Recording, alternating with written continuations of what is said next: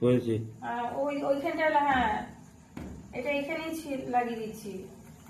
Christmas tree আমাদের সাজানো হয়ে গেছে। বলে স্টারটা লাগিয়ে দে। হ্যাঁ ঠিক আছে, তুমি আগে এটা ফিনিশ করে নাও, কারণ হয়ে গেছে আমার সাজানো, সাজানো হয়ে গেছে পুরো। এই যে লাইটটা অফ হয়ে যাচ্ছে তো, লাগিয়েছিস? ব্যাস পড়ে